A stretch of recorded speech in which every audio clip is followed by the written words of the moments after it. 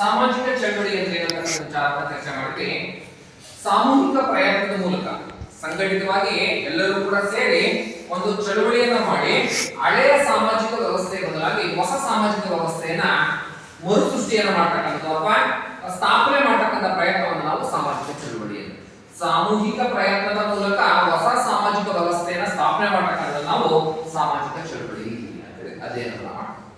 ಸಾಮಾಜಿಕ ಚಳವಳಿಯ ಮೂಲಾಂಶ, ಪ್ರಮುಖ ಮೂರು ಮೂಲಾಂಶಗಳಿಂದ ಸಾಮಾಜಿಕ ಚಳವಳಿ ಆರಂಭ ಆಗುತ್ತೆ. ಮೊದಲಾಗಿ ಸಿದ್ಧಾಂತ, ಯಾವುದಾದ್ರೂ ಒಂದು ವಿಚಾರ, ಯಾವುದಾದ್ರೂ ಒಂದು ಸಿದ್ಧಾಂತವನ್ನ ವೈಚಾರಿಕವಾಗಿರ್ತಕ್ಕಂಥ ವಿಚಾರ ಇಂದಲೇ ಚಳವಳಿ ಆರಂಭ ಆಗಲ್ಲ ಅಂತಕ್ಕಂಥ ವಿಚಾರವನ್ನು ತಿಳ್ಕೊಳ್ತೀವಿ. ಅದೇ ಮುಂದುವರಿತಾ ಸಾಮೂಹಿಕ ಕ್ರೋಢೀಕರಣ, ಎಲ್ಲರೂ ಒಟ್ಟಾಗಿ ಸೇರಿದಾಗ ಸಾಮೂಹಿಕ ಕ್ರೋಢೀಕರಣ, ಎಲ್ಲರೂ ಒಟ್ಟಾಗಿ ಸೇರಿದಾಗ ಚಳವಳಿ ಆರಂಭ ಆಗುತ್ತೆ, ಸಕ್ಸಸ್ ಆಗುತ್ತೆ.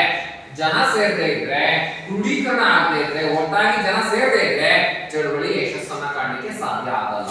ಅದೇ ರೀತಿ ಮುಂದುವರಿತಾ ನಾಯಕತ್ವ ಮತ್ತು ಸಂಘಟನೆ, ಅಂದ್ರೆ ನಮ್ಮ ಚಳುವಳಿಯ ನಾಯಕತ್ವವನ್ನ ಯಾರು ವಹಿಸಿಕೊಂಡಿರ್ತಾರೆ, ಎಂತಹ ಧೀಮಂತ ನಾಯಕ ವಹಿಸಿಕೊಂಡಿರ್ತಾರೆ, ಎಂತಹ ಮೌಲ್ಯಗಳನ್ನ ನಮ್ಮ ಜೀವನದಲ್ಲಿ ಅಳವಡಿಸಿಕೊಂಡಿರ್ತಕ್ಕಂತಹ ಒಬ್ಬ ವ್ಯಕ್ತಿ ವಹಿಸಿಕೊಂಡಿರ್ತಾರೆ. ಉದಾಹರಣೆಗೆ ಒಂದು ರೈತ ಚಳುವಳಿ ಅಂತ ಅನ್ಕೊಂಡು ಒಬ್ಬ ಪ್ರಾಮಾಣಿಕ ರೈತ ವಹಿಸ್ಕೊಂಡ್ರೆ ನಾವು ಹೋಗ್ತೀವಿ. ಅದ್ಬಿಟ್ಟು ರೈತರಲ್ಲದೆ ಯಾವುದೋ ಒಬ್ಬ ಬಿಸ್ನೆಸ್ ಮನ್ನು, ರೈತರು ಅಂದ್ರೆ ಕೆಲಸನೇ ಗೊತ್ತಿಲ್ಲದೆ ಇರ್ತಕ್ಕಂತಹ, ರೈತರ ಕೆಲಸನೇ ಗೊತ್ತಿಲ್ಲದೆ ಕೆಲಸನೇ ಗೊತ್ತಿಲ್ಲದೆ ಇರ್ತಕ್ಕಂಥ ವ್ಯಕ್ತಿ ರೈತನ ನಾಯಕತ್ವವನ್ನು ವಹಿಸ್ಕೊಂಡ್ರೆ ಅಲ್ಲಿ ವಾತಾವರಣ ಸರಿ ಆಗಲ್ಲ. ಹಾಗಾಗಿ ಆ ಚಳುವಳಿಗೆ ಬೆಂಬಲವನ್ನು ಕೊಡಲ್ಲ. ಇಷ್ಟು ಸಾಮಾಜಿಕ ಚಳುವಳಿಯ ಮೂಲಾಂಶಗಳು ಅಂತಕ್ಕಂಥ ಅಧ್ಯಯನವನ್ನು ಮಾಡ್ತೀವಿ. ಮುಂದುವರಿತಾ ರೈತ ಚಳುವಳಿ ಅಂತ. ರೈತ ಚಳುವಳಿ, ರೈತ ಚಳುವಳಿ. ನೀವೆಲ್ಲರೂ ಕೂಡ ರೈತ ಮಕ್ಕಳೇ, ಬಹುತೇಕರು ಎಲ್ಲರೂ ರೈತ ಮಕ್ಕಳು ತಾನೆ. ಹಾಗಾದ್ರೆ ರೈತ ಚಳುವಳಿ ನೀವೆಲ್ಲರೂ ಕೂಡ ಬಹುತೇಕರು ಕೃಷಿ ಹಿನ್ನೆಲೆಯನ್ನು ಹೊಂದಿರತಕ್ಕಂಥ, ಗ್ರಾಮೀಣ ಹಿನ್ನೆಲೆಯನ್ನ ಹೊಂದಿರತಕ್ಕಂತಹ ನಾವೆಲ್ಲ ಸನ್ನಿವೇಶವನ್ನ ಗಮನಿಸಬಹುದು. ರೈತ ಚಳುವಳಿ ಹಂಗಂತ ಹೇಳಿದ್ರೆ ಎಕ್ಸಾಮ್ ಕೇಳ್ತಾರೆ, ರೈತ ಚಳುವಳಿ ಅಂದ್ರೆ ಅಂತ ಕೇಳ್ತಾರೆ. ಕೃಷಿಗೆ ಸಂಬಂಧಿಸಿದ ಎಲ್ಲ ಚಳುವಳಿಯನ್ನ ರೈತ ಚಳುವಳಿ ಅಂತ ಹೇಳ್ತಾರೆ. Very simple answer. ಕೃಷಿಗೆ ಸಂಬಂಧಿಸಿದ ಎಲ್ಲ ಚಳುವಳಿಯನ್ನು ಏನಂತ ಕರೀತಾರೆ? ರೈತ ಚಳುವಳಿ. ಬರ್ಕೊಳ್ಳಿ, ರೈತ ಚಳುವಳಿ ಅಂದ್ರೆ ಏನಂತ ಪ್ರಶ್ನೆ. ರೈತ ಚಳುವಳಿ ಎಂದರೆ ಏನು?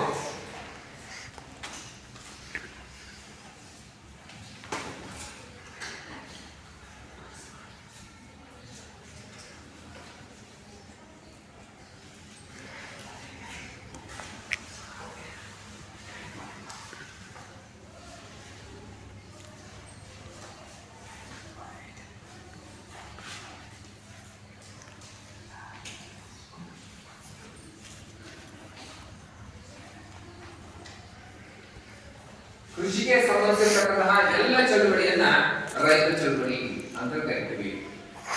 ಅಥವಾ ವ್ಯವಸಾಯಕ್ಕೆ ಸಂಬಂಧಿಸಿರತಕ್ಕಂಥ ಎಲ್ಲ ಚಳುವಳಿಯನ್ನ ನಾವು ರೈತ ಚಳುವಳಿ. ಕೃಷಿ ಅಥವಾ ವ್ಯವಸಾಯ, ಕೃಷಿ ಅಂತ ಕೂಡ ಅದೇ, ವ್ಯವಸಾಯ ಅಂತ ಕೂಡ ಅದೇ ಆಗಿರ್ತಕ್ಕಂಥ ನಾವು ಮಾಡಬಹುದು. ಕೃಷಿಗೆ ಸಂಬಂಧಿಸಿದ ಅಥವಾ ವ್ಯವಸಾಯಕ್ಕೆ ಸಂಬಂಧಿಸಿರತಕ್ಕಂತಹ ಎಲ್ಲ ಚಳುವಳಿಗಳನ್ನೇ ನಾವು ರೈತ ಚಳುವಳಿ ಅಂತ ಕರೀತಾ ಇದ್ದೀವಿ.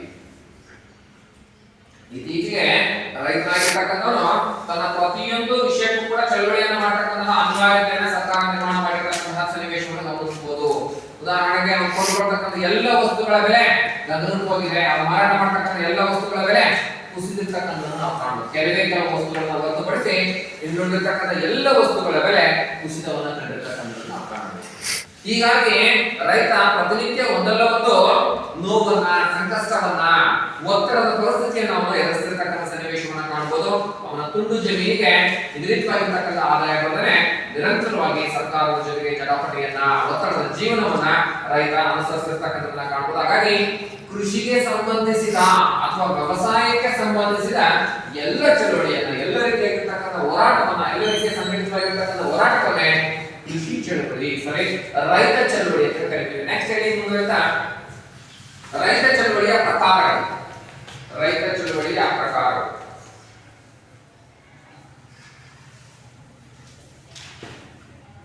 ರೈತ ಚಳುವಳಿಯ ಪ್ರಕಾರಗಳು. ಆಗ್ಲೇ ಹೇಳಿರ್ತಕ್ಕಂಥ ಸಾಮಾಜಿಕ ಚಳುವಳಿಯ ಪ್ರಕಾರನೇ ಬೇರೆ, ಇದು ರೈತ ಚಳುವಳಿಯ ಪ್ರಕಾರನೇ ಬೇರೆ. ನೆನಪಿಟ್ಕೋಬೇಕು, ಬಲಿಬಾರದು.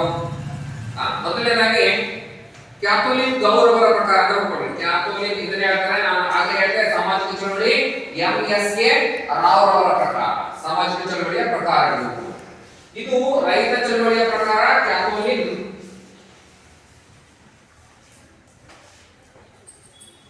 ಕ್ಯಾಥೋಲಿನ್ ಗೌ ಅಂತಕ್ಕಂಥ ಒಬ್ಬ ಸಮಾಜಶಾಸ್ತ್ರಜ್ಞ ರೈತ ಚಳವಳಿಯ ಪ್ರಮುಖ 5 ಪ್ರಕಾರಗಳಾಗಿ ವಿಂಗಡಣೆ ಮಾಡ್ತಾರೆ. ಕ್ಯಾಥೋಲಿನ್ ಗೌ ಅಂತಕ್ಕಂಥ ಒಬ್ಬ ಸಮಾಜಶಾಸ್ತ್ರಜ್ಞ ರೈತ ಚಳವಳಿಯನ್ನ ಪ್ರಮುಖ 5 ಪ್ರಕಾರಗಳಾಗಿ ವಿಂಗಡಣೆ ಮಾಡಿದ್ದಾರೆ. ಕೇಳ್ತಾರೆ ಎಕ್ಸಾಮ್ ಅದೇ ರೀತಿ ಕೇಳ್ತಾರೆ. ಜನರಲ್ ಆಗಿ ರೈತ ಚಳವಳಿಯ ಪ್ರಕಾರಗಳ ಬರೀರಿ ಅಂತ ಕೇಳಬಹುದು ಎರಡನ್ನ. ಅದೇ ರೀತಿ ಕ್ಯಾಥೋಲಿನ್ ಗೌರವರ ಪ್ರಕಾರ ಯಾವುದಾದರೂ 2 ರೈತ ಚಳವಳಿಯ ಪ್ರಕಾರಗಳನ್ನು ಬರೀರಿ ಅಂತ ಕೇಳಬಹುದು. ಮೊದಲನೇದಾಗಿ ಪುನಃಸ್ಥಾಪನಾ ದಂಗೆಗಳು. ಪುನಃಸ್ಥಾಪನಾ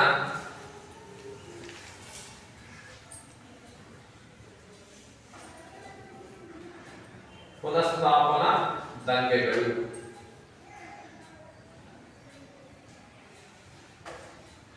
ಪುನಃಸ್ಥಾಪನಾ ದಂಗೆಗಳು ಆ ಹೆಸರಲ್ಲೇ ಇದೆ ಪುನಃ ಸ್ಥಾಪನೆ. ಏನಂತಂದ್ರೆ ಪುನಃ ಸ್ಥಾಪನೆ ಮಾಡತಕ್ಕಂತಹ ದಂಗೆ ಅಥವಾ ಚಳವಳಿ ಅಂತ ಹೇಳ್ತಾರೆ. ಪುನಃಸ್ಥಾಪನಾ ದಂಗೆ ಅಂತ ಹೇಳಿದ್ರೆ ಹಳೆಯ ವ್ಯವಸ್ಥೆಯನ್ನ ಮರುಸ್ಥಾಪನೆ ಮಾಡ್ತಾರೆ. ಹಳೆಯ ವ್ಯವಸ್ಥೆನ ಏನ್ ಮಾಡೋದು ಮರುಸ್ಥಾಪನೆ ಮಾಡ್ತಕ್ಕಂಥ ನಿಟ್ಟಲ್ಲಿ ನಾವು ನಡೆಸ್ತಕ್ಕಂಥ ಹೋರಾಟವನ್ನ ಪುನಃಸ್ಥಾಪನಾ ದಂಗೆಗಳು ಅಂತ ಕರೀತಾರೆ. ಅಂದ್ರೆ ರೈತರು ಒಂದು ಹಳೆಯ ವ್ಯವಸ್ಥೆನ ಇಟ್ಕೊಂಡಿರ್ತಾರೆ. ಉದಾಹರಣೆಗೆ ಮಾರಾಟ ಮಾಡ್ತಕ್ಕಂಥ ಮಾರುಕಟ್ಟೆ ಆಗಿರ್ಬೋದು ಅಥವಾ ಒಂದು ಬೆಳೆ ಬೆಳೀತಕ್ಕಂತಹ ವ್ಯವಸ್ಥೆ ಆಗಿರ್ಬೋದು. ಈಗ ಈ ವ್ಯವಸ್ಥೆಯಲ್ಲಿ ಅಮೂಲಾಗ್ರವಾಗಿರ್ತಕ್ಕಂತಹ ಬದಲಾವಣೆಗಳಾಗಿವೆ. ಆ ಅಮೂಲಾಗ್ರ ಬದಲಾವಣೆಗಳಿಗೆ ಬದಲಾಗಿ ಹಳೆಯ ವ್ಯವಸ್ಥೆಯನ್ನ ಮರುಸ್ಥಾಪನೆ ಮಾಡಿ ನಮಗೆ ಹಳೆಯ ವ್ಯವಸ್ಥೆ ಯಾವ ರೀತಿ ಇತ್ತೋ ಅದೇ ರೀತಿಯಾಗಿರ್ತಕ್ಕಂತಹ ವ್ಯವಸ್ಥೆಯನ್ನು ನಮಗೆ ಉಳಿಸ್ಕೊಡ್ರಿ ಅಂತಕ್ಕಂತಹ ನಿಟ್ಟಲ್ಲಿ ನಡೆಸ್ತಕ್ಕಂತಹ ಹೋರಾಟವನ್ನ ಪುನಃಸ್ಥಾಪನಾ ದಂಗೆಗಳು ಅಂತ ಕರೀತಾರೆ. ಸರ್ಕಾರ ಇವತ್ತು ಸೇವೆಯನ್ನ ಸವಲತ್ತನ್ನ ಕೊಡ್ತಕ್ಕಂಥ ನಿಟ್ಟಲ್ಲಿ ಹಲವಾರು ರೀತಿಯಾಗಿರ್ತಕ್ಕಂಥ ಮಾಡಿಫಿಕೇಶನ್ಸ್ ಅನ್ನ ಮಾಡ್ತಾರೆ, ಬದಲಾವಣೆಯನ್ನು ಮಾಡ್ತಾರೆ. ಮಾಡಿ ವಿಚಾರವಾಗಿ, ಮಾಡಿ ತಿದ್ದುಪಡಿ ವಿಚಾರವಾಗಿ, ಸರ್ಕಾರದ ಆಸ್ತಿ ವಿಚಾರ ಎಲ್ಲವುಗಳಲ್ಲಿ ಹಲವಾರು ರೀತಿಯಾಗಿರ್ತಕ್ಕಂಥ ಬದಲಾವಣೆ ಮಾಡ್ತಾ ಇದೆ. ಈ ನಿಟ್ಟಲ್ಲಿ ಕೆಲವೊಮ್ಮೆ ಕೆಲವೆಡೆ ರೈತರಿಗೆ ತೊಂದರೆ ಆದಾಗ ಆ ಹೊಸ ವ್ಯವಸ್ಥೆ ನಮಗೆ ಬೇಡ, ಹಳೆಯ ವ್ಯವಸ್ಥೆಯೇ ನಮಗೆ ಬೇಕು ಅಂತಕ್ಕಂಥ ನಿಟ್ಟಲ್ಲಿ ನಡೆದಿರ್ತಕ್ಕಂತಹ ಹೋರಾಟವನ್ನ ಪುನಃಸ್ಥಾಪನಾ ದಂಗೆಗಳು. ಬೇಕು ಅಂತಕ್ಕಂಥ ನಿಟ್ಟಲ್ಲಿ ನಡೆದಿರ್ತಕ್ಕಂಥ ಹೋರಾಟವನ್ನ ಹೇಳ್ತೀವಿ ಪುನಃಸ್ಥಾಪನಾ ದಂಗೆಗಳು. ಎರಡನೇದಾಗಿ ಧಾರ್ಮಿಕ ಚಳುವಳಿಗಳು. ಧಾರ್ಮಿಕ ಚಳುವಳಿಗಳು.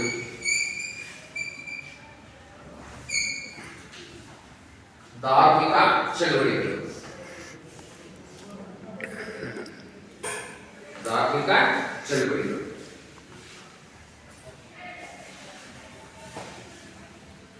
ಧಾರ್ಮಿಕ ಚಳವಳಿ ಅಂತ ಹೇಳಿದ್ರೆ ಈ ಸಾಮಾಜಿಕ ವ್ಯವಸ್ಥೆಯಲ್ಲಿ ಇರ್ತಕ್ಕಂತಹ ಮೋಸ, ವಂಚನೆ, ಕಪಟ, ಕಲ್ಮಶ ಇವೆಲ್ಲ ಇದೆಯಲ್ಲ, ಇದನ್ನ ನಿವಾರಣೆ ಮಾಡಲಿಕ್ಕೆ ಒಬ್ಬ ಅವಧೂತ ಆಗಮಿಸ್ತಾರೆ ಅಂತ ಹೇಳ್ತಾರೆ.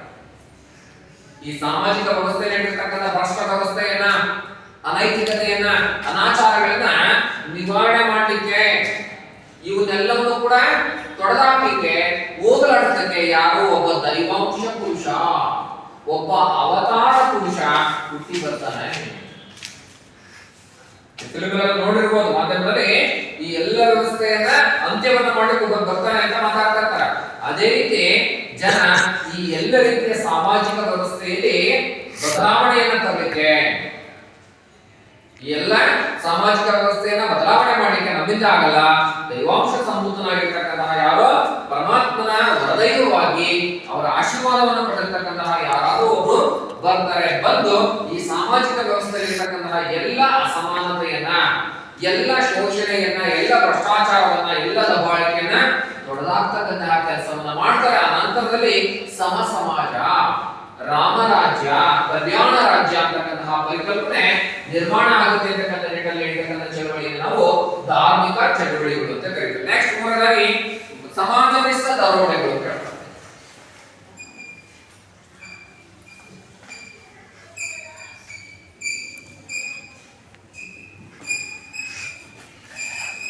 ಸಮಾಜನಿಷ್ಠ ದರೋಡೆಗಳು ಸಮಾಜಕ್ಕೆ ನಿಷ್ಠವಾಗಿ ನಡೆತಕ್ಕಂತಹ ಕಾನೂನುಬಾಹಿರ ಚಟುವಟಿಕೆಗಳು. ಉದಾಹರಣೆಗೆ ನಕ್ಸಲ್ ವಾರ್ ಮೂವ್ಮೆಂಟ್.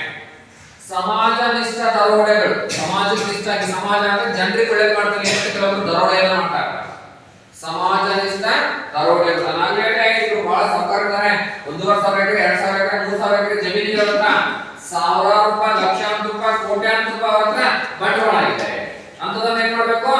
ಅತ್ಯಂತ ಬಡ ಕೆಳವರ್ಗ ನಿಮ್ನ ವರ್ಗ ಏನು ಇಲ್ಲದೆ ಇರ್ತಕ್ಕಂಥ ನಿರ್ಗತಿಕರಿರ್ತಾರಲ್ಲ ಅಂತವ್ರಿಗೆ ನಾವು ಹಂಚ್ತೀವಿ. ಹಂಚಬೇಕಾದ್ರೆ ಏನ್ ಮಾಡ್ತಾರೆ, ಸಮಾಜ ನಿಷ್ಠ ಇರ್ತಕ್ಕಂಥ ಸಮಾಜ ನಿಷ್ಠರಾಗಿ ನಾವು ಧೋರಣೆ ಮಾಡ್ತೀವಿ. ಉದಾಹರಣೆಗೆ ಟಕ್ಕರು ಟಕ್ಕರ ಬಾಪ ಅನ್ನೋ ಒಂದು ಇದಿರ್ತಕ್ಕಂಥ ಸನ್ನಿವೇಶವನ್ನ ಅಂದ್ರೆ ಒಂದು ಗುಂಪೆ ಒಂದು ಕಳ್ತನ ಮಾಡ್ತಕ್ಕಂತಹ ಒಂದು ಸಮೂಹವನ್ನೇ ಕಾಣಬಹುದು. ಅವರ ಉದ್ದೇಶ ಏನಪ್ಪಾ ಅಂತ ಹೇಳಿದ್ರೆ ನಮ್ಮ ಸುತ್ತಮುತ್ತಲ ಪ್ರದೇಶದಲ್ಲಿ ಇರ್ತಕ್ಕಂತಹ ಬಡವರಿಗೆ, ಕೆಳವರ್ಗದವರಿಗೆ, ನಿಮ್ನ ವರ್ಗದವರಿಗೆ ನಾವು ಸಹಾಯ ಮಾಡ್ತೀವಿ, ಅದಕ್ಕೆ ಇದ್ದಂತವ್ರನ್ನ ನಾವು ಸುಲಿಗೆ ಮಾಡ್ತೀವಿ ಅಂತಕ್ಕಂಥ ನಿಟ್ಟಲ್ಲಿ ಚಳವಳಿ ಮಾಡ್ತಿರ್ತಕ್ಕಂಥ ಸನ್ನಿವೇಶವನ್ನು ಕೂಡ ಕಾಣ್ಬೋದು. ಉದಾಹರಣೆಗೆ ವೀರಪ್ಪನ ಹೆಸರು ಕೇಳಿರ್ಬೋದು. ವೀರಪ್ಪನ ಕೂಡ ಅಷ್ಟೇ ಕಾಡಲ್ಲಿ ಇರ್ತಕ್ಕಂತಹ ಕೆಳವರ್ಗ, ನಿಮ್ನ ವರ್ಗದವರಿಗೆ ಸಹಾಯ ಮಾಡ್ತಿದ್ದ ಅಂತಕ್ಕಂಥ ಮಾಹಿತಿಯನ್ನು ನಾವು ಮಾಧ್ಯಮದಲ್ಲಿ ತಿಳ್ಕೊಂಡಿರ್ತಕ್ಕಂಥ, ಅದಕ್ಕಾಗಿನೇ ಅವನು ಅಷ್ಟೊಂದು ವರ್ಷ ನಮ್ಮ ಜೊತೆಗೆ ಇದ್ರು, ಯಾರು ಕಾಡಿನ ಜನ ಇದ್ರು ನಮ್ಮ ಜೊತೆಗೆ ಇದ್ರು ಕೂಡ ಅವ್ರ ಬಗ್ಗೆ ಎಲ್ಲೂ ಕೂಡ ಸುಳುವನ್ನ ಬಿಟ್ಕೊಡ್ತಾ ಇರಲಿಲ್ಲ. ಕಾರಣ ಅವನು ತಮಗೆ ಸಹಾಯವನ್ನ ಮಾಡ್ತಾರೆ, ಸಮಾಜನಿಷ್ಠ ದರೋಡೆಯನ್ನು ಮಾಡ್ತಾ ಇದ್ದ. ಯಾರೋ ಶ್ರೀಮಂತರ ಇದ್ದಂತವ್ರ ಎದೆಸಿ ಬೆಳೆಸಿ ದುಡಿಸ್ಕೊಂಡು ನಮಗೂ ಕೊಡ್ತಾ ಇದ್ದ, ನಾವು ಚೆನ್ನಾಗಿರ್ತೀವಿ ಅಂತಕ್ಕಂಥ ನಿಟ್ಟಲ್ಲಿ ಅವನನ್ನ ಸಂಪಾದಿಸಿರ್ತಕ್ಕಂಥ ನಾವು ಕಾಣ್ಬೋದು. ಹೀಗಾಗಿನೇ ನಕ್ಸಲ್ ಚಳವಳಿ, ನಕ್ಸಲ್ ಮೂವ್ಮೆಂಟ್ ಯಾವುದು ಕೆಲವೊಂದು ವ್ಯವಸ್ಥೆ ಒಳಗೆ ಅತ್ಯಂತ ಶ್ರೀಮಂತರಿದ್ದಾರೆ ಅವ್ರನ್ನ ಹೊಡೆದು ಯಾಕೆ ಅವರು ಕೆಳವರ್ಗವನ್ನು ಶೋಷಿಸ್ತಾರೆ. ನಾನು ಕೆಳವರ್ಗದ ಪರವಾಗಿ, ನಿಮ್ನ ವರ್ಗದ ಪರವಾಗಿ ಸಮಾಜಕ್ಕೆ ನಿಷ್ಠನಾಗಿ ದರೋಡೆ ಮಾಡ್ಕೊಂಡು ಬರ್ತೀನಿ. ಇದ್ದಂತವ್ರ ಶ್ರೀಮಂತರ ಹತ್ರ, ಬಂಡವಾಳಶಾಹಿಗಳ ಹತ್ರ ಇದ್ದು ಹೋಗಿ ಅವ್ರನ್ನ ಹೊಡೆದು ಹಿಂಸೆ ಮಾಡಿ ಸಾಯಿಸಿ ಅವ್ರ ಹತ್ರ ಇರ್ತಕ್ಕಂತಹ ಹಣವನ್ನ, ಸಂಪತ್ತನ್ನ, ಸವಲತ್ತನ್ನ ತಂದು ನಾನು ಹಿಂದೆ ಇರ್ತಕ್ಕಂತಹ ಬಡವರಿಗೆ, ಕೆಳವರ್ಗದವರಿಗೆ ಹಂಚ್ತೀನಿ ಅಂತಕ್ಕಂಥ ನಿಟ್ಟಲ್ಲಿ ಕೆಲವೊಂದು ಗುಂಪು ಕೆಲಸ ಮಾಡತಕ್ಕಂಥ ಕಾಣಬಹುದು. ಅಂತಹ ಚಟುವಟಿಕೆಗಳನ್ನೇ ಸಮಾಜ ನಿಷ್ಠ ದರೋಡೆಗಳು ಅಂತ ಕರೀತಾರೆ. ನೆಕ್ಸ್ಟ್ ನಾಲ್ಕನೇದಾಗಿ ಭಯೋತ್ಪಾದಕ ಪ್ರತೀಕಾರಕಗಳು ಅಂತ ಹೇಳ್ತಾರೆ. ನಾಲ್ಕನೇದಾಗಿ ಭಯೋತ್ಪಾದಕ ಪ್ರತೀಕಾರಕಗಳು ಅಂತ ಹೇಳ್ತಾರೆ. ಭಯೋತ್ಪಾದಕ ಪ್ರತೀಕಾರಕಗಳು ಅಂತ ಹೇಳ್ತಾರೆ. ನಾಲ್ಕನೆಯ ಸಾಮಾಜಿಕ ಚಳವಳಿಯ ಪ್ರಕಾರ, ರೈತ ಚಳವಳಿಯ ಪ್ರಕಾರವಾಗಿ ಏನಪ್ಪ ಭಯೋತ್ಪಾದಕ ಪ್ರತೀಕಾರಕ ಅಂತ ಹೇಳಿದ್ರೆ, ಯಾರು ನಮ್ಮ ವಿರೋಧಿ ಅಂತ ನಾವು ಗುರುತಿಸ್ಕೊಳ್ತೀವೋ, ನಮ್ಮ ಎನಿಮಿ, ನಮ್ಮ ಶತ್ರು ಯಾರಿರ್ತಾರೋ ಅವ್ರನ್ನ ನಾಶ ಮಾಡ, ಅವ್ರ ಮೇಲೆ ಹಿಂಸೆಯನ್ನ ಮಾಡ.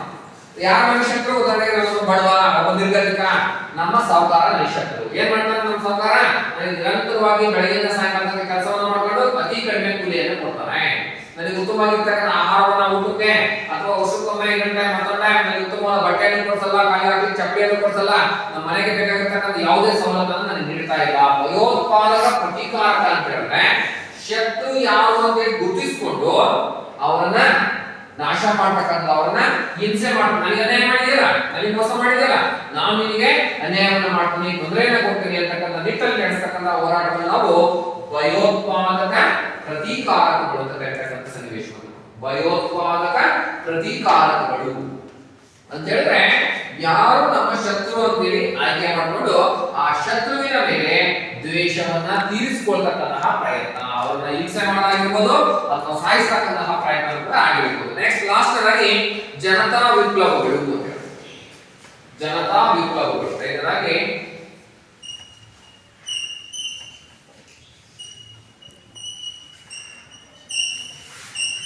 ಜನತಾ ವಿಪ್ಲವಗಳು. ಜನತಾ ವಿಪ್ಲವಗಳು, ಜನತಾ ವಿಪ್ಲವ ಅಂತ ಹೇಳಿದ್ರೆ ಏಕಾಏಕಿ ಸಂಭವಿಸ್ತಕ್ಕಂತಹ ಕೆಲವೊಂದು ಚಟುವಟಿಕೆ. ದಿಢೀರನೆ ಜನತಾ ವಿಪ್ಲವ ಅಂತ ಹೇಳಿದ್ರೆ ಅವು ಯಾವುದೇ ಪೂರ್ವ ನಿರ್ಧಾರಿತವಾಗಿರ್ತಕ್ಕಂಥ ಯೋಜನೆ ಇವುಗಳನ್ನ ಹೊಂದಿರದೇನೆ ದಿಢೀರನೆಗೆ ಆಗ್ತಿರ್ತಕ್ಕಂತಹ ಕೆಲವೊಂದು ಚಳುವಳಿ ಆಗ್ತಾರೆ. ಏನಪ್ಪಾ ಅಂತ ಹೇಳಿದ್ರೆ ಉದಾಹರಣೆಗೆ ನೀವು ಯಾವುದೋ ಒಂದು ಬ್ಯಾಂಕಿಗೆ ಹೋಗ್ತೀರಿ, ಕೆಲಸಕ್ಕೆ ಹೋಗ್ತೀರಿ ಅಂತ ಅನ್ಕೊಂಡು ಆಧಾರ್ ಕಾರ್ಡ್ ಲಿಂಕ್ ಮಾಡಿಸ್ಬೇಕು ಅಥವಾ ನಿಮ್ಮ ಲೋನ್ ಮಾಡಿಸ್ಬೇಕು, ಯಾವುದೋ ಒಂದು ಕೆಲಸಕ್ಕೆ ಬ್ಯಾಂಕಿಗೆ ಹೋಗ್ತೀರಿ. ಆ ಸಂದರ್ಭದಲ್ಲಿ ಒಂದು ದಿನ ಇವತ್ತು ಹೋಗ್ತೀರಿ, ಏನೋ ನೆಟ್ವರ್ಕ್ ಇಲ್ಲ ಅಂತ ವಾಪಸ್ ಕಳಿಸ್ತಾರೆ. ಇನ್ನೊಂದು ದಿನ ಹೋಗ್ತೀರಿ, ಬೆಳಗಿನ ಸಾಯಂಕಾಲ ವೇಟ್ ಮಾಡ್ತೀರಿ, ಇನ್ನೂ ಏನೋ ಸಮಸ್ಯೆ ಆಗುತ್ತೆ, ವಾಪಸ್ ಬರ್ತೀರಿ. ಹೀಗೆ ನಿರಂತರವಾಗಿ 3-4 ದಿನ ವಾಪಸ್ ಬಂದ್ಮೇಲೆ ಸಿಟ್ಟು ಬಂದ್ಬಿಡುತ್ತೆ. ದಿಢೀರ್ ಹೋಗಿ 4 ದಿನ ಕೆಲಸ ಆಗೋದು ಏನ್ ಮಾಡ್ತೀರಿ, ಬಾಗ್ ಹಾಕಿ ಏನೋ ಒಂದು ದಿನ ತಗೊಂಡು ಬಿಲ್ ಹಾಕ್ತೀರಿ. ಜನತಾ ವಿಪ್ಲವ, ಜನ ಸೇರಿಸಿ ಸ್ಟ್ರೈಕ್ ಮಾಡ್ತೀವಿ. ನೀವು ಬೇಡ, ನಿಮ್ಮ ಬ್ಯಾಂಕ್ ಬೇಡ, ಕ್ಲೋಸ್ ಮಾಡ್ಕೊಂಡು ಹೋಗ್ಬಿಡ್ರಿ ಸಾಕು. ನೀವು ಬೇಡ, ನಿಮ್ಮ ಬ್ಯಾಂಕ್ ಬೇಡ, ನಿಮ್ಗೆ ಗೊತ್ತಿದೆ ನಮ್ಗೆ ಕೆಲಸ ಮಾಡ್ಕೊಂಡು ಬ್ಯಾಂಕ್ ಅನ್ನ ಕ್ಲೋಸ್ ಮಾಡಿ ತಗೊಂಡು ಹೋಗ್ಬಿಡ್ರಿ ಅಂತ ದಿಢೀರ್ ಜನತಾ ವಿಪ್ಲವ ಅದೇ ರೀತಿ ಒಂದು ತಹಶೀಲ್ದಾರ್ ಕಚೇರಿಗೆ ಹೋಗಿರ್ತೀರಿ, ಯಾವ್ದೋ ಪಾಣಿ ತಿದ್ದುಪಡಿ ಮಾಡಿಸ್ಬೇಕು ಅಥವಾ ಪಾಣಿ ಇಸ್ಕೋಬೇಕು, ಯಾವ್ದೋ ಕೆಲಸಕ್ಕೆ ಹೋಗಿರ್ತೀರಿ, ನಿರಂತರವಾಗಿ 4 ಗಂಟೆ ನೀವು ಅಲ್ಲಿ ಹೋದ್ರು ಕೂಡ ಯಾವುದೇ ರೀತಿಯಾಗಿರ್ತಕ್ಕಂಥ ಕೆಲಸ ಆಗ್ತಿರಲ್ಲ. ಅಂತ ಸಂದರ್ಭದಲ್ಲಿ ದಿಢೀರನೆ ನೀವು ಜನ ಸೇರಿಸಿಕೊಂಡು ಕರೆಸ್ತೀವಲ್ಲ, ಈಗ 10 ಜನರಿಗೆ ತೊಂದರೆ ಆಗ್ತಿದೆ ಬರ್ರಿ ಅಂತ ಕರೆಸಿದ ತಕ್ಷಣ ಇಮಿಡಿಯೇಟ್ ಆಗಿ ಜನ ಎಲ್ಲ ಸೇರ್ಕೊಂಡು ಟೈಪ್ ಮಾಡ್ತಾರೆ. ಅದೇ ರೀತಿ ಬಸ್ಸಲ್ಲಿ ಯಾವುದೋ ಒಂದು ಸನ್ನಿವೇಶದಲ್ಲಿ ಸಿಕ್ಕಾಪಟ್ಟೆ ರಾಷ್ಟ್ರೀಯ ಮಾಡ್ತಿರ್ತಾರೆ, ನೀವು ಪೊಲೀಸರಿಗೆ ಹೇಳಿರ್ತೀರಿ ಅಥವಾ ಪಂಚಾಯತ್ ಹೇಳಿರ್ತೀರಿ, ಇಲಾಖೆ ಗಮನ ಕೊಟ್ಟಿರ್ತೀರಿ, ಇಲ್ಲೊಂದು ಅಂಶ ಹಾಕ್ರಿ ಅಥವಾ ರೋಡ್ ಅನ್ನ ಈ ರೀತಿ ಮಾಡ್ರಿ, ಈ ರೀತಿ ಇನ್ಸ್ಟ್ರಕ್ಷನ್ಸ್ ಕೊಡ್ರಿ ಅಂತ ಏನು ಮಾಡಿರೋ ಅಲ್ಲಿ ಆಕ್ಸಿಡೆಂಟ್ ಆಗುತ್ತೆ, ಅಪಾಯ ಆಗುತ್ತೆ ಅಂತ ಬಂದ್ರಿ. ಜನ ಎಲ್ಲ ಸೇರಿ ದಿಢೀರನಂಗೆ ಇಲ್ಲಿ ಈ ರೀತಿಯಾಗಿರ್ತಕ್ಕಂಥ ಸೌಲಭ್ಯ ಬೇಕೇ ಬೇಕು ಅಂತ ಹೇಳಿ ಚಳವಳಿಯನ್ನ ಮಾಡಕ್ಕೆ ಸ್ಟಾರ್ಟ್ ಮಾಡಿ. ಹೀಗೆ ನಡೀತಕ್ಕಂಥ ಚಳವಳಿಯನ್ನ ಜನತಾ ವಿಪ್ಲವ ಅಂದ್ರೆ ಏಕಾಏಕಿ ದಿಢೀರನಂಗೆ ಜನ ಎಲ್ಲ ಸೇರಿ ತಮ್ಗೆ ಆಗಿರ್ತಕ್ಕಂತಹ ಅನ್ಯಾಯವನ್ನ ದಿಢೀರನಂಗೆ ಅಲ್ಲಿ ಹೊರಸೂಸ್ತಕ್ಕಂತಹ ಅಥವಾ ಜನರೆಲ್ಲ ಸೇರಿ ಚಳವಳಿಯನ್ನ ಮಾಡತಕ್ಕಂಥ ವ್ಯವಸ್ಥೆಯನ್ನು ನಾವು ಜನತಾ ವಿಪ್ಲವ ಕ್ಯಾಥೋಲಿಕ್ ಗೌರವರು ರೈತ ಚಳವಳಿಯನ್ನ ಪ್ರಮುಖ 5 ಪ್ರಕಾರಗಳಾಗಿ ವಿಂಗಡಣೆಯನ್ನು ಮಾಡಿದರೆ, ಮೊದಲನೇದಾಗಿ ಪುನಃಸ್ಥಾಪನಾ, ಹಳೆಯ ವ್ಯವಸ್ಥೆಯನ್ನೇ ಮತ್ತೆ ಮರುಸ್ಥಾಪನೆಯನ್ನು ಮಾಡಲಿಕ್ಕೆ ಪ್ರಯತ್ನ ಮಾಡಿರ್ತಕ್ಕಂಥದ್ದಾದ್ರೆ ಧಾರ್ಮಿಕ ಚಳವಳಿ ಅಂದ್ರೆ ನಮ್ಮ ಸಮಾಜದ ಸಾಮಾಜಿಕ ವ್ಯವಸ್ಥೆಯನ್ನ ಸರಿಪಡಿಸಲಿಕ್ಕೆ ಒಬ್ಬ ಅವತಾರ ಪುರುಷ ಬರ್ತಾನೆ, ಅವನು ಬಂದು ಸಾಮಾಜಿಕ ವ್ಯವಸ್ಥೆಯನ್ನು ಸರಿಪಡಿಸಿ ಸಾಮ್ರಾಜ್ಯ ನಿರ್ಮಾಣ ಆಗುತ್ತೆ, ಉತ್ತಮ ಸಾಮಾಜಿಕ ವ್ಯವಸ್ಥೆ ನಿರ್ಮಾಣ ಆಗುತ್ತೆ. ಮುಂದುವರಿತಾ ಸಮಾಜನಿಷ್ಠ ದರೋಡೆಗಳು. ಸಮಾಜನಿಷ್ಠ ದರೋಡೆಗಳಂದ್ರೆ ಕೆಲವೊಂದು ವರ್ಗದ ಜನ ಕೆಳವರ್ಗ ನಿಮ್ನ ವರ್ಗ ಆ ವರ್ಗದ ಜನರಿಗೆ ಸವಲತ್ತನ್ನು ಕೊಡ್ತಕ್ಕಂತಹ ನಿಟ್ಟಿನಲ್ಲಿ ಏನ್ ಮಾಡ್ತಾರೆ, ದರೋಡೆಯನ್ನ ಮಾಡ್ತಾರೆ. ಯಾರು ಇಲ್ಲದವರ ಶ್ರೀಮಂತರ ಅಥವಾ ಉನ್ನತ ವರ್ಗದ ಜನರನ್ನ ದರೋಡೆ ಮಾಡ್ತಕ್ಕಂಥ, ಹೊಡಿತಕ್ಕಂಥ ಎದುರಿಸ್ತಕ್ಕಂಥ, ಸಾಯಿಸಿ ಅವ್ರ ಸಂಪಾದನೆ ಕಿತ್ಕೊಂಡು ಬೇರೆ ಕೊಡ್ತಕ್ಕಂಥ ಪ್ರಯತ್ನವನ್ನ ಮಾಡ್ತಾರೆ.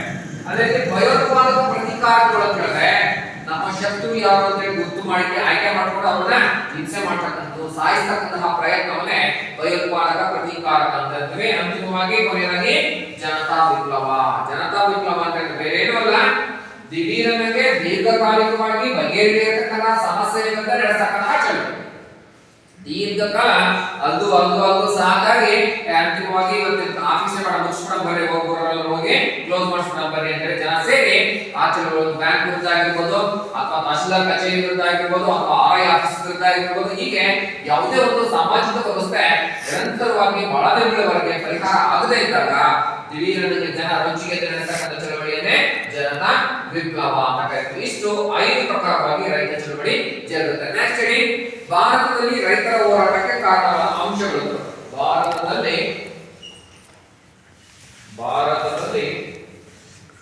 ರೈತರ ಹೋರಾಟಕ್ಕೆ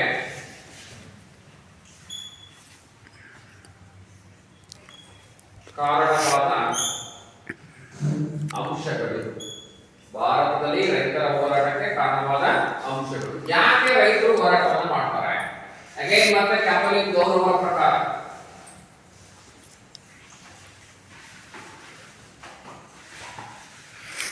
ಕ್ಯಾಥೋಲಿಕ್ ಗೌರವರು ರೈತರ ಹೋರಾಟಕ್ಕೆ ಏನಪ್ಪ ಕಾರಣ ಪ್ರಮುಖವಾಗಿ ಅಂತಕ್ಕಂತಹ ವಿಚಾರವನ್ನ ಅಧ್ಯಯನ ಮಾಡಿ ಪಟ್ಟಿಯನ್ನು ನೀಡಿದರೆ, ಮೊದಲನೇದಾಗಿ ಮೇನ್ ಭಾರತದಲ್ಲಿ ರೈತರ ಹೋರಾಟಕ್ಕೆ ಕಾರಣವಾದ ಅಂಶಗಳು ಅಕಾರ್ಡಿಂಗ್ ಟು ಕ್ಯಾಥೋಲಿಕ್ ಗೌರವ. ಕಾಮನ್ ಆಗಿ ಕೇಳಿಕೊಂಡಿಲ್ಲ, ಅವರ ಹೆಸರು ಕೇಳಿದ್ರು ಕಾಮನ್ ಆಗಿರುತ್ತೆ, ಆನ್ಸರ್ ಅದೇ ಆಗಿರುತ್ತೆ. ಕ್ಯಾಥೋಲಿಕ್ ಗೌರವರ ಪ್ರಕಾರ ಭಾರತದಲ್ಲಿ ರೈತರ ಹೋರಾಟಕ್ಕೆ ಕಾರಣವಾದ ಅಂಶಗಳು ಏನಿದೆ ಅಂತ ಹೇಳ್ಬೋದು. ಹಾಗೂ ಭಾರತದಲ್ಲಿ ರೈತರ ಹೋರಾಟಕ್ಕೆ ಕಾರಣವಾಗಿರ್ತಕ್ಕಂಥ ಅಂಶ ಮೊದಲನೇದಾಗಿ ಅಧಿಕ ಕಂದಾಯ ಸಂಗ್ರಹಣೆ. ಅಧಿಕ ಕಂದಾಯ ಸಂಗ್ರಹಣೆ ಏನಂತಂದ್ರೆ, ಅಧಿಕ ಕಂದಾಯ ಸಂಗ್ರಹಣೆ ಅಂದ್ರೆ ಟ್ಯಾಕ್ಸ್ ಅನ್ನ ಸರ್ಕಾರ ನಿಮ್ಗೆ ಯಾವ ರೈತರಿಗೆ ಏನಾದ್ರು ಟ್ಯಾಕ್ಸ್ ಆಗುತ್ತೆ, ಸರ್ಕಾರ ರೈತರಿಗೆ ಏನಕ್ಕೆ ನೀವೆಲ್ಲ ರೈತರ ಮಕ್ಕಳು, ಸರ್ಕಾರ ರೈತರಿಗೆ ಯಾವಾಗ ಟ್ಯಾಕ್ಸ್ ಅನ್ನು ವಿಧಿಸುತ್ತೆ? ಆಸ್ತಿ ತೆರಿಗೆ. ನಿಮ್ಮಲ್ಲಿ ಹೊಲ ಇದೆ ಅಂದ್ರೆ 1 ಎಕರೆಗೆ 5,000, 10,000, 20,000 ಟ್ಯಾಕ್ಸ್ ಅನ್ನು ಹಾಕಬಹುದು ತೆರಿಗೆ. ಮತ್ತೆ ಹೊಲ ಬಿಟ್ಟು ಮತ್ತೆ ನೀರಿಗೆ, ಮನೆ ಕುಡಿದ್ರೆ ನೀರಿನ ಕಂದಾಯ ಆಗುತ್ತೆ. ಅದೇ ರೀತಿ ಮನೆ ಇರುತ್ತೆ, ಮನೆಗೆ ಕಣ ಇರುತ್ತೆ, ಕಣಕ್ಕೆ. ಅದೇ ರೀತಿ ನೀರಾವರಿ ಸವಲತ್ತನ್ನು ಕೊಟ್ಟು ನಿಮ್ಗೆಲ್ಲ ಚಾನಲ್ ಬರುತ್ತೆ, ಅದಕ್ಕೆ ಮಾತ್ರ ಟ್ಯಾಕ್ಸ್ ಅನ್ನು ಹಾಕ್ಸಾಗುತ್ತೆ. ಅದೇ ರೀತಿ ಮುಂದುವರಿದ ನೀವು ಏನು ವಸ್ತುವನ್ನ ಮಾರಾಟ ಮಾಡ್ತಿರಲ್ಲ, ನೀವು ಬೆಳೆದು ಉತ್ಪಾದನೆ ಮಾಡಿ ಸೇಲ್ ಟ್ಯಾಕ್ಸ್ ಅಂತಕ್ಕಂಥದ್ದನ್ನ ಹಾಕ್ಸುತ್ತೆ. ಅದೇ ರೀತಿ ನೀವೇ ವಸ್ತುಗಳು ಕೊಂಡ್ಕೊಳ್ತಿರಲ್ಲ, ಅಂದ್ರೆ ಟ್ರ್ಯಾಕ್ಟರ್ ಆಗಿರ್ಬೋದು ಅಥವಾ ಬೀಜ ಗೊಬ್ಬರ ಕೀಟನಾಶಕ ಎಲ್ಲ ಕೊಂಡ್ಕೊಳ್ತಿರಲ್ಲ, ಅವೆಲ್ಲವುಗಳನ್ನು ಕೊಂಡ್ಕೊಳ್ತಕ್ಕಂಥ ಮೇಲೆ ಬೈಯಿಂಗ್ ಟ್ಯಾಕ್ಸ್ ಕೊಳ್ಳುವ ಮತ್ತು ಮಾರಾಟ ಮಾಡುವ ತೆರಿಗೆಯನ್ನ ಸರ್ಕಾರ ವಿಧಿಸುತ್ತದೆ. ಅದನ್ನ ಅಧಿಕವಾಗಿ ರೈತನ ಕರವನ್ನ ಕಂದಾಯವನ್ನ ಸಂಗ್ರಹಣೆ ಮಾಡಿದಾಗ ರೈತರು ಚಳುವಳಿಯನ್ನ ಮಾಡ್ತಾರೆ. ನೆಕ್ಸ್ಟ್ ಎರಡನೇ ಪಾಯಿಂಟ್ ನೋಡ್ಕೊಡ್ರಿ, ವಿಭಿನ್ನ ಪ್ರಕಾರದ ಮಧ್ಯವರ್ತಿಗಳು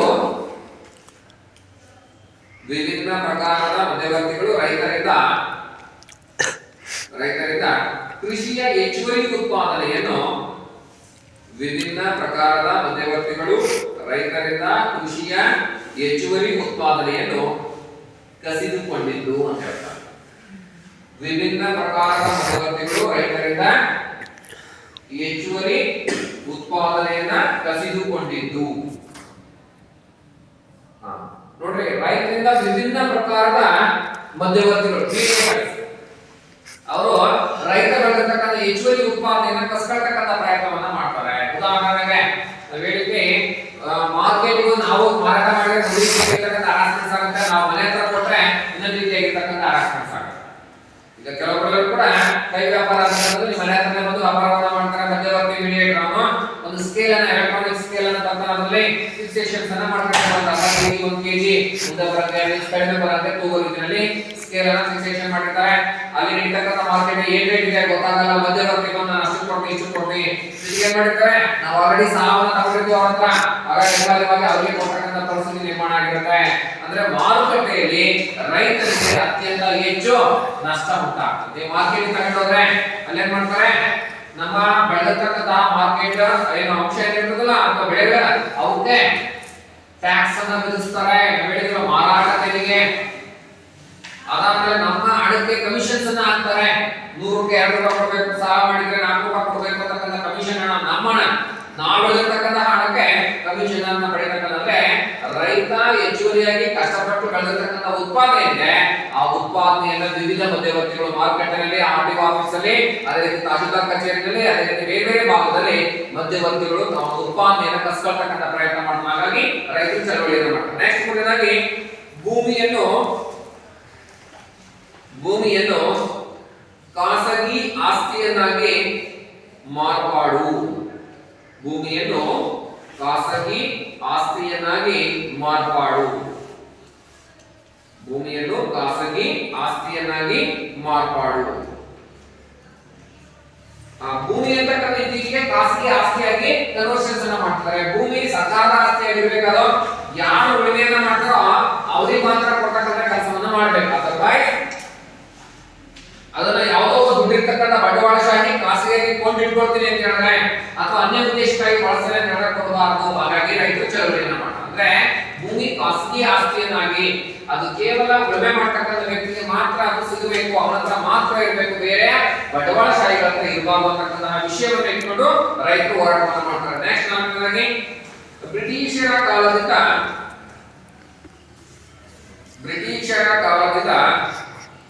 ಬುಡಕಟ್ಟು ಪಂಗಡಗಳ ಜಮೀನಿನ ಅತಿಕ್ರಮಣ. ಬ್ರಿಟಿಷರ ಕಾಲದಿಂದ ಬುಡಕಟ್ಟು ಪಂಗಡಗಳ ಜಮೀನಿನ ಅತಿಕ್ರಮಣ. ಬ್ರಿಟಿಷರ ಕಾಲದಿಂದ ಬುಡಕಟ್ಟು ಪಂಗಡಗಳ ಜಮೀನಿನ ಅತಿಕ್ರಮಣ. ಬ್ರಿಟಿಷ್ ಕಾಲ ಇವತ್ತಲ್ಲ, ತಲಾಂತರದಿಂದಲೂ ಕೂಡ ಬುಡಕಟ್ಟು ಜನರೇನು ತಮ್ಮ ಜಮೀನು ಉಳುಮೆ ಮಾಡ್ಕೊಂಡಿದಾರಲ್ಲ, ಕಾಡಲ್ಲಿ, ಗುಡ್ಡದಲ್ಲಿ, ಗಡ್ಡದಲ್ಲಿ, ಗಿರಿಯಲ್ಲಿ, ಕಂದರಲ್ಲಿ, ಇಳಿಜಾರಲ್ಲಿ, ಆ ಜಾಗವನ್ನ ಏನು ಒತ್ತುವರಿಯನ್ನು ಮಾಡ್ತಾ ಇದ್ದಾರೆ. ಸರ್ಕಾರ ಇನ್ನಿತರ ಕೆಲವೊಂದು ಯೋಜನೆ, ಎಲೆಕ್ಟ್ರಿಸಿಟಿ ಯೋಜನೆ ಆಗಿರ್ಬೋದು, ಅಥವಾ ಇನ್ನಿತರ ಚೆಕ್ ಡ್ಯಾಮ್ ಆಗಿರ್ಬೋದು, ಅಥವಾ ದೊಡ್ಡ ನೀರಾವರಿ ಪ್ರಾಜೆಕ್ಟ್ ಅನ್ನ ಮಾಡೋ ಮುಖಾಂತರ ಆಗಿರ್ಬೋದು, ಅಭಯಾರಣ್ಯ ಮಾಡ್ತಕ್ಕಂಥದ್ದಾಗಿರ್ಬೋದು, ರಿಸರ್ವ್ ಫಾರೆಸ್ಟ್ ಅನ್ನ ಮಾಡ್ತಕ್ಕಂಥದ್ದಾಗಿರ್ಬೋದು, ಈ ಎಲ್ಲ ರೀತಿಯಾಗಿರ್ತಕ್ಕಂಥ ಯೋಜನೆಗಳ ಮೂಲಕ ಸರ್ಕಾರ ಬುಡಕಟ್ಟು ಜನರು ವಾಸ ಮಾಡ್ತಿರ್ತಕ್ಕಂಥ ಅಥವಾ ಅವರು ಉಳುಮೆ ಮಾಡ್ತಿರ್ತಕ್ಕಂಥ ಜಾಗವನ್ನ ಓವರ್ಲುಕ್ ಮಾಡ್ತಾ ಇದೆ. ಈ ಹಿನ್ನೆಲೆಯಲ್ಲಿ ರೈತ ಚಳವಳಿಯನ್ನ ಮಾಡತಕ್ಕಂಥ ಪ್ರಯತ್ನವನ್ನು ಮಾಡ್ತಿದ್ದಾರೆ.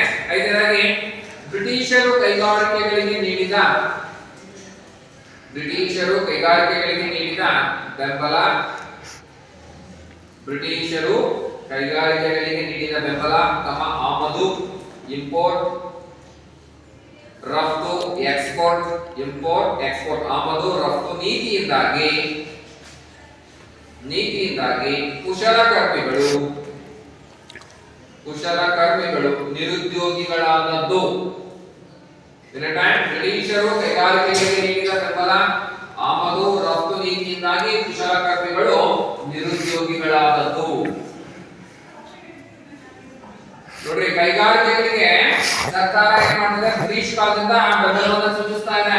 ಅವ್ರಿಗೆ ಉಚಿತವಾಗಿ ಕರೆಂಟ್ ಕೊಡುತ್ತೆ, ರಸ್ತೆ ಮಾಡ್ಕೊಡುತ್ತೆ, ಉಚಿತವಾಗಿರ್ತಕ್ಕಂತಹ ಟ್ಯಾಕ್ಸೇಷನ್ಸ್ ಅನ್ನ ಫ್ರೀ ಮಾಡುತ್ತೆ. ಇದರಿಂದ ಏನಾಗುತ್ತೆ, ಕೈಗಾರಿಕೋದ್ಯಮಿಗಳು ಹೆಚ್ಚು ಉತ್ಪಾದನೆಯನ್ನ ಮಾಡಿ ವಿದೇಶಕ್ಕೆ ಕಳಿಸ್ತಾರೆ ಮತ್ತು ವಿದೇಶದಿಂದ ಬೇಕಾಗಿರ್ತಕ್ಕಂಥ ವಸ್ತುವನ್ನು ತರಿಸ್ಕೊಳ್ತಾರೆ. ಆದ್ರೆ ಗ್ರಾಮೀಣ ಗುಡಿ ಕೈಗಾರಿಕೆಗಳು, ಕುಶಲಕರ್ಮಿಗಳು ಕೈಯಿಂದ ಮಾಡ್ತಿರ್ತಕ್ಕಂತಹ ಕೆಲವೊಂದು ವಸ್ತುಗಳನ್ನು, ಬಟ್ಟೆಯನ್ನ ಕೈಯಿಂದ ನೇಯ್ಗೆ ಮಾಡ್ತಾರೆ ಮಗ್ಗದಲ್ಲಿ. ಆದ್ರೆ ಕೈಗಾರಿಕೆಗೆ ದೊಡ್ಡ ದೊಡ್ಡ ಮಿಷಿನ್ಸ್ ಅಲ್ಲಿ ತರ್ತಕ್ಕಂತಹ ಬಟ್ಟೆ ಏನಾಗ್ತದೆ ಅಂತಂದ್ರೆ, ಕೈಯಿಂದ ನೇಯ್ದಿರ್ತಕ್ಕಂಥ ಬಟ್ಟೆಗಿನ ಕ್ವಾಲಿಟಿ ಜಾಸ್ತಿ ಇರೋದ್ರಿಂದ ಜನ ಮಗ್ಗದ ಬಟ್ಟೆಯನ್ನ ಕೊಂಡ್ಕೊಳ್ಳಿಕ್ಕೆ ಇಷ್ಟಪಡಲ್ಲ. ಕ್ವಾಲಿಟಿ ಚೆನ್ನಾಗಿದೆ, ನಾವು ಆ ಬಟ್ಟೆ ತಗೋಣ. ಹಾಗಾಗಿ ಕುಶಲಕರ್ಮಿಗಳು ನಿರುದ್ಯೋಗಿಗಳಾಗ್ತಾರೆ, ತಮ್ಮ ಬದುಕನ್ನ ಕಳ್ಕೊಳ್ತಾರೆ. ತಮ್ಮ ಗೃಹೋಪಯೋಗಿ ವಸ್ತುಗಳಾಗಿರ್ಬೋದು, ಬಟ್ಟೆ ಆಗಿರ್ಬೋದು, ಇನ್ನಿತರ ಎಲ್ಲ ರೀತಿಯಾಗಿರ್ತಕ್ಕಂಥ ವಸ್ತುಗಳು ಅಂದ್ರೆ ಏನು ಗೃಹ ಕೈಗಾರಿಕೆಯಿಂದ ಉತ್ಪಾದನೆ ಆಗ್ತಕ್ಕಂಥ ವಸ್ತುಗಳು ಇವತ್ತು ಮಾರಾಟಕ್ಕೆ ಲಭ್ಯ ಆಗ್ತಾ ಇಲ್ಲ. ಅವೆಲ್ಲರೂ ಕೂಡ ನಿರುದ್ಯೋಗಿಗಳಾಗ್ತಾರೆ. ಎಲ್ಲ ಕೈಗಾರಿಕಾ ಉತ್ಪಾದನಾ ಆಧಾರಿತ ವಸ್ತುಗಳನ್ನ ಕೊಂಡ್ಕೊಂಡು ಇವತ್ತು ನಿರುದ್ಯೋಗಿಗಳಾಗೋದ್ರಿಂದ ಸರ್ಕಾರ ಏನು ಕೈಗಾರಿಕೆಗಳಿಗೆ ಆಮದು ರಫ್ತಿಗೆ ನೀಡತಕ್ಕಂತಹ ಬೆಂಬಲವನ್ನು ನಿಲ್ಲಿಸಬೇಕು, ಅದನ್ನ ಗೃಹ ಕೈಗಾರಿಕೆಗಳಿಗೆ ಕೊಡಬೇಕು. ನೆಕ್ಸ್ಟ್ ಆಗಿ ವಸಾಹತುಶಾಹಿ ಯುದ್ಧಕ್ಕೆ ಸಾಲ, ವಸಾಹತುಶಾಹಿ ಯುದ್ಧಕ್ಕೆ ಸಾಲ ಸಂಬಳ, ಸಾಲ ಸಂಬಳ ಲಾಭದ ಹಿಂತಿರುಗಿಸುವಿಕೆ, ಸಾಲ ಸಂಬಳ ಲಾಭದ ಹಿಂತಿರುಗಿಸುವಿಕೆ ಸಾರ್ವಜನಿಕ ಸೇವೆ ಇತ್ಯಾದಿ ನೆಪದಲ್ಲಿ ಬ್ರಿಟಿಷರು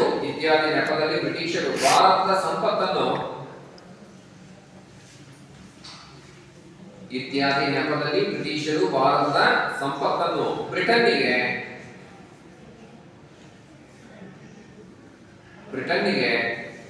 ವರ್ಗಾಯಿಸಲ್ಪಟ್ಟಿತು. ಇತ್ತೀಚೆಗೆ ಏನ್ ಮಾಡಿದ್ರೆ ಬ್ರಿಟಿಷರು ನಮ್ಮಲ್ಲಿರತಕ್ಕಂಥ ಎಲ್ಲ ಸಂಪತ್ತನ್ನ, ಬೆಲೆ ಬಾಳ್ತಕ್ಕಂಥ ಎಲ್ಲ ರೀತಿಯ ಕಚ್ಚಾ ವಸ್ತುಗಳನ್ನ ಇಂಗ್ಲೆಂಡ್ಗೆ ಎಕ್ಸ್ಪೋರ್ಟ್ ಮಾಡ್ತಾ ಬಂದ್ರು. ಚಿನ್ನ, ಬೆಳ್ಳಿ, ಬಂಗಾರದಿಂದ ಹಿಡಿದು ಒಳ್ಳೆಯ ಬೆಲೆ ಬಾಳ್ತಕ್ಕಂತಹ ಹತ್ತಿ, ಮಸ್ಲಿನ್ ಬಟ್ಟೆ, ಸಾಂಬಾರ್ ಪದಾರ್ಥಗಳು, ಹೀಗೆ ಹಲವಾರು ರೀತಿಯಾಗಿರ್ತಕ್ಕಂತಹ ಅದಿರುಗಳು ಇವೆಲ್ಲವುಗಳನ್ನ ಬ್ರಿಟಿಷರು ವಿದೇಶಕ್ಕೆ ತಗೊಂಡು ಹೋಗ್ತಿದ್ದಾರೆ. ಇದರ ವಿರುದ್ಧ ಅವತ್ತು ಇಲ್ಲೇ ಉಳಿಸ್ರಿ, ನಮ್ಮ ದೇಶದ ಸಂಪತ್ತುಗಳನ್ನು ಇಲ್ಲೇ ಉಳಿಸ್ರಿ, ಇಲ್ಲೇ ಕೈಗಾರಿಕೆಗಳನ್ನು ಸ್ಥಾಪನೆ ಮಾಡ್ರಿ, ಇಲ್ಲಿರ್ತಕ್ಕಂಥ ಜನರಿಗೆ ಅನುಕೂಲ ಆಗುತ್ತೆ ಅಂತಕ್ಕಂಥ ನಿಟ್ಟಲ್ಲಿ ಸರ್ಕಾರದ ವಿರುದ್ಧ ರೈತರು ಚಳವಳಿಯನ್ನ ಮಾಡಿರ್ತಕ್ಕಂಥದನ್ನ ಕಾಣಬಹುದು. ಓಕೆ, ನೆಕ್ಸ್ಟ್ ಪಾಯಿಂಟ್, ರಫ್ತಿಗೆ ಅಗತ್ಯವಾದ ವಾಣಿಜ್ಯ ಕೃಷಿಗೆ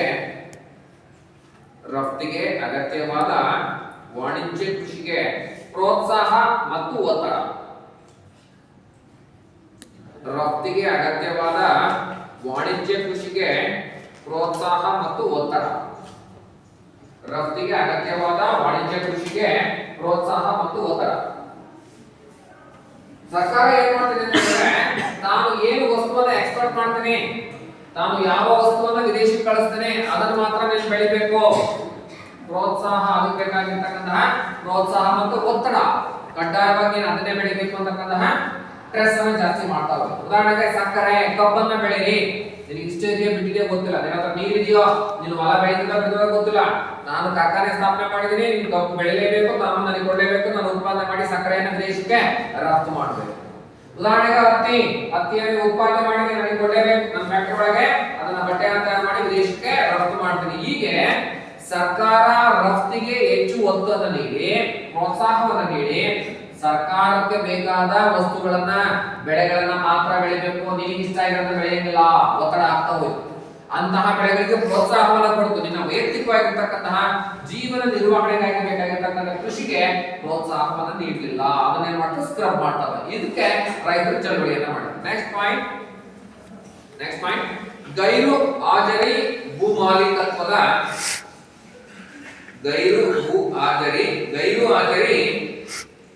ಗೈರು ಹಾಜರಿ ಭೂಮಾಲೀಕತ್ವದ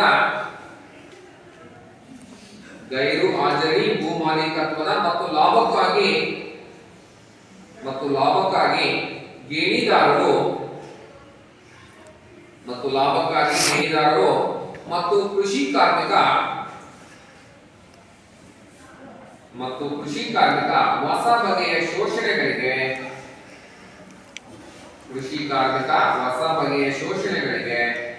ಒಳಗಾಗುವಂತಾಯಿತು.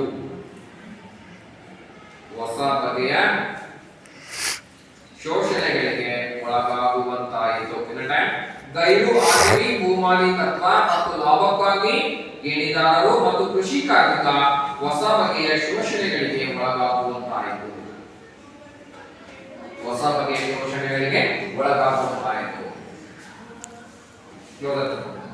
ಹಾಜರಿ ಭೂ ಮಾಲೀಕತ್ವ ಅಂತ ಹೇಳಿದ್ರೆ ಉದಾಹರಣೆಗೆ ಒಂದಿಬ್ಬರ ಹತ್ರ 1000 ಎಕರೆ ಜಮೀನಿದೆ ಅಂತ ಅಂದ್ಕೊಳ್ಳಿ. ಅವರು ಜಮೀನನ್ನ ಉಳುಮೆಯನ್ನ ಮಾಡಲ್ಲ. ಏನ್ ಮಾಡ್ತಾರೆ, ಒಂದು 10 ಜನ ರೈತರಿಗೆ 100 ಎಕರೆ ಜಮೀನನ್ನ ಉಳುಮೆ ಮಾಡ್ಲಿಕ್ಕೆ ಕೊಡ್ತಾರೆ ಬಾಡಿಗೆ. ಅವರಿಗೆ ನಗರದಲ್ಲಿ ಇರ್ತಾರೆ. ಉದಾಹರಣೆಗೆ ನೀವೆಲ್ಲ ಭತ್ತ ಕಟಾವ್ ಮಾಡಿ 100 ಎಕರೆ ಜಮೀನಿದೆ ಅಂತ ಅಂದ್ಕೊಂಡು ಕೊಟ್ಟಿರ್ತಾರೆ ಸಾವುಕಾರರು. ಎಲ್ಲ ಮಿಷನ್ ಕಟ್ ಮಾಡಿ ರಸ್ತೆ ಮೇಲೆ ರೆಡಿ ಇಟ್ಟಿರ್ತೀರಿ. 1000 ಎಕರೆನಾ ಅಲ್ಲ ಸರ್, 1000 ಚೀಲನೋ ಎಷ್ಟು ಭತ್ತ ಬಂದಿರುತ್ತೆ ತುಂಬ ರೆಡಿ ಇಟ್ಟಿರ್ತೀರಿ. ಅವತ್ತು ಬರ್ತಾನೆ ಬಂದು 900 ಚೀಲ ಭತ್ತ ನಂದು, ಯಾಕಂದ್ರೆ ಹೊಲ ನಂದಲ್ಲ. ಗೈರು ಹಾಜರಿ ಭೂ ಮಾಲೀಕತ್ವ, ಅವನು ಬಂದು ಉಳುಮೆ ಮಾಡಲ್ಲ, ಆದ್ರೆ ಬಂದಿರ್ತಕ್ಕಂಥ ಆದಾಯವನ್ನ ಸಮಯಕ್ಕೆ ಸರಿಯಾಗಿ ಬಂದು ಕಿತ್ಕೊಂಡು ಹೋಗ್ತಾನೆ. ಇದ್ರ ಬದಲಿಗೆ ಏನಾಗಬೇಕು, ಉಳುವವನೇ ಭೂಮಿಯ ಒಡೆಯ. ನಾನು ಉಳುಮೆ ಮಾಡ್ತೀನಲ್ಲ, ಆ ಭೂಮಿ ನನಗೆ ಕೊಡ್ರಿ, ನಾನು ಅಷ್ಟು ಕಷ್ಟಪಟ್ಟು 16 ವರ್ಷದಿಂದ ದುಡಿಮೆ ಮಾಡ್ತಾ ಇದ್ದೀನಿ. ಗೈರು ಹಾಜರಿ ನಂದು ಅಂತೇಳಿ ಇಮಿಡಿಯೇಟ್ ಆಗಿ ಬಂದು ಆ ಹೊಲದ ಎಲ್ಲ ಆದಾಯವನ್ನು ಕಿತ್ಕೊಂಡು ಹೋಗ್ತಕ್ಕಂಥ ಪ್ರಯತ್ನವನ್ನ ಮಾಡ್ತಾರೆ. ಜೊತೆಗೆ ಹೊಸ ರೀತಿಯಾಗಿರ್ತಕ್ಕಂತಹ ಕಮಿಷನ್ಸ್ ಅನ್ನ ಹಾಕಿ ಯಾರು ರೈತ ಇದ್ದಾನೆ ಅವನಿಗೆ ಶೋಷಣೆ ದಬ್ಬಾಳಿಕೆ ಆಗ್ತಾ ಇದೆ. ಈ ನಿಟ್ಟಿನಲ್ಲಿ ಗೈರು ಹಾಜರಿ ಭೂ ಮಾಲೀಕತ್ವವನ್ನ ತಪ್ಪಿಸಬೇಕು. ಅಂದ್ರೆ ದೊಡ್ಡ ದೊಡ್ಡ ಬಂಡವಾಳಶಾಹಿಗಳು ಜಮೀನ್ದಾರ ಇರ್ತಾರಲ್ಲ, ಅವರೆಲ್ಲರೂ ಕೂಡ ಕೆಳ ಬಡವರ್ಗದ ರೈತರಿಗೆ ಭೂಮಿಯನ್ನು ಕೊಡ್ತಾರೆ, ಉಳುಮೆ ಮಾಡಿ ಆದಾಯವನ್ನ ಹಿರಿಯರನ್ನ ತಮ್ಮ ಕೈಯಲ್ಲಿರ್ತಕ್ಕಂಥ ಎಲ್ಲದನ್ನ ಕಸ್ಕೊಂಡು ಹೋಗ್ತಕ್ಕಂಥ ಪ್ರಯತ್ನವನ್ನ ಮಾಡ್ತಾರೆ. ಈ ವಿರುದ್ಧ ಪ್ರಯತ್ನವನ್ನ ಮಾಡಿದ್ರು ಪ್ರತಿಭಟನೆ. ನೆಕ್ಸ್ಟ್ ಪಾಯಿಂಟ್ 21ರ ನಂತರ